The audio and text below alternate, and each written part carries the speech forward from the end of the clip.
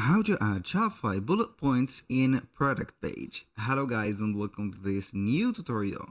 In today's video, I'm going to show you how simple and easy it is to add bullet points to your Shopify product into the product page. So the process is going to be very easy and simple, and it is going to be related to the product description. So we are going to head over shopify.com.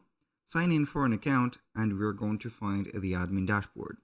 Once we have did that, what we're going to do is going to be heading over the products.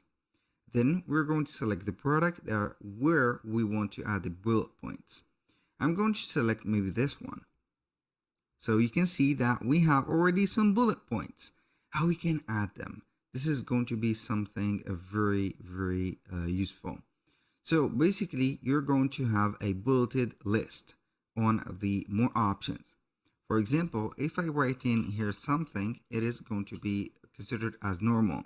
But if I go to click on bulleted list, it is going to be adding the bullet point. So I can go ahead and write in here whatever I want.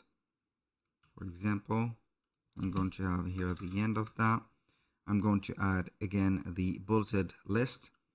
We are going to start adding, for example, some text. Click on enter and it is going to trigger the bullet points to appear like that, and boom.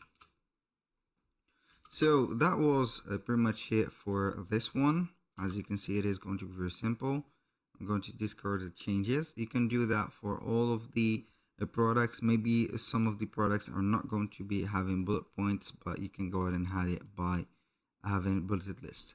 That was all for today's video.